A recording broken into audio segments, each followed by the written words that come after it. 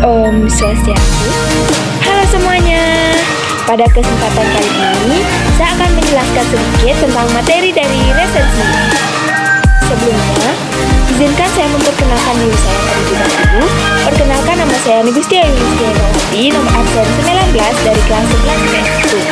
Baik, di sini saya akan menjelaskan tentang pengertian dari resensi.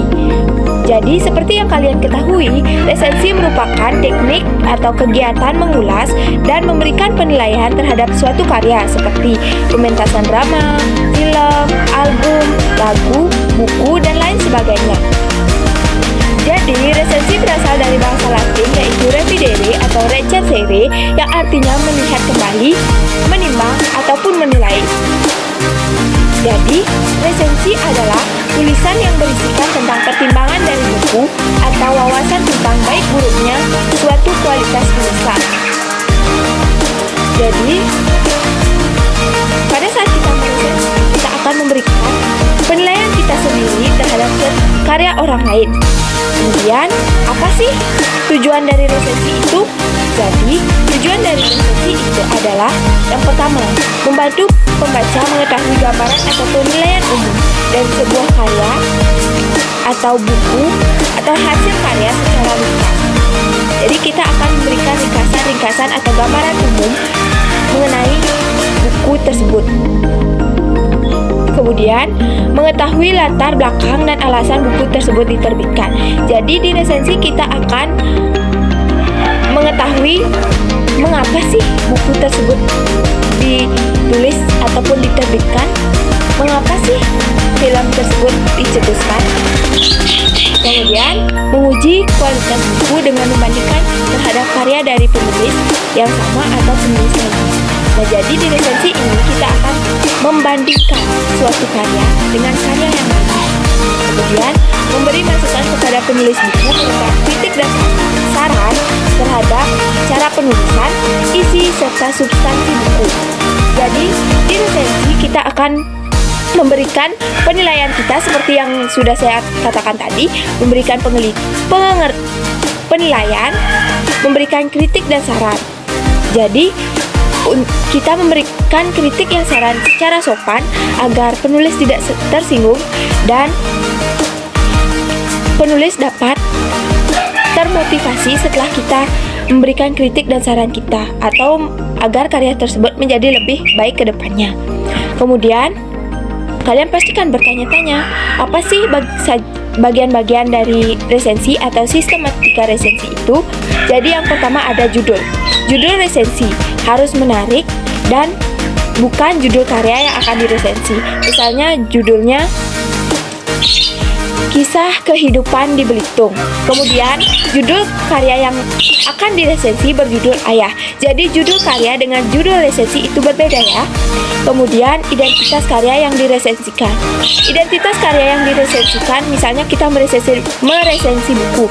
Jadi identitas karya yang harus dituangkan adalah yang pertama nama buku, pengarang, penerbit, kota terbit, tahun terbit, dan jumlah halaman.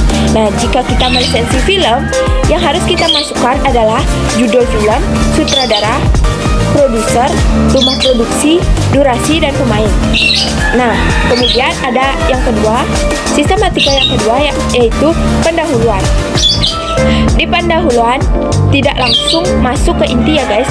Jadi di paragraf pertama berisikan latar belakang penulisan, perkenalan pengarang, dan tujuan pengarang buku. Kemudian yang ketiga, sistematika yang ketiga adalah sinopsis atau ringkasan atau ikhtisar. Jadi, di sinopsis ini menjabarkan sedikit dari cerita di dalam buku atau karya. Jadi, berisikan tentang ringkasan-ringkasan dari karya tersebut. Kemudian, inti atau isi resensi. Jadi, biasanya di inti resensi ini berisikan penilaian kelebihan dan kekurangan suatu karya. Kemudian yang terakhir, ada penutup. Penutup biasanya berisikan tanggapan atau masukan dan manfaat ketika membaca karya tersebut. Jadi apa sih yang kita dapatkan setelah membaca karya tersebut? Pasti ada kan manfaat-manfaat dari kita membaca buku. Kemudian yang terakhir ada kaidah kebahasaan dari resensi. Yang pertama, harus menggunakan kata penghubung ya guys. Kalian sudah tahu pastinya. Jadi ada 3 konjungsi yang dipakai dalam pembuatan resensi. Yang pertama ada konjungsi penerang. Konjungsi penerang merupakan biasanya menerangkan atau menjelaskan suatu hal. Contoh kata-kata konjungsi penerang adalah yakni, yaitu, merupakan, dan bahwa. Kemudian konjungsi temporal atau konjungsi waktu. Misalnya, contoh kata-kata konjungsi waktu ini adalah sejak, saat, kemudian, lalu, akhirnya. Kemudian konjungsi penyebab atau konjungsi hubungan sebab akibat. Misalnya, karena, sebab, akibatnya, seperti itu ya. Kemudian menggunakan pernyataan yang berupa syarat. Misalnya dengan memakai kata hendaknya, harusnya, jangan, sebaiknya, alangkah baiknya. Kemudian kaidah kebahasaan resensi yang terakhir adalah menggunakan kata serapan. Contoh-contoh dari kata serapan yaitu alergi. Diserap ke bahasa Indonesia adalah alergi. Alergi ini berasal dari bahasa Inggris, kemudian diserap ke bahasa Indonesia menjadi alergi, seperti itu. Contoh yang kedua, bahasa Inggris dari actor, kemudian diserap ke bahasa Indonesia menjadi aktor. Kemudian contoh selanjutnya, acar dari Parsi diserap ke bahasa Indonesia jadi acar lagi.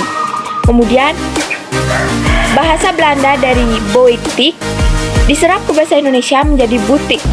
Kemudian bahasa Inggris balon, kemudian diserap ke bahasa Indonesia menjadi balon. Baik, sekian presentasi dari saya atau penjelasan materi sedikit dari saya. Bila ada tutur kata saya yang salah atau kalimat-kalimat baca saya yang salah atau agak belibet, saya mohon maaf. Sekian dari saya, terima kasih dan sampai jumpa. Om Santi.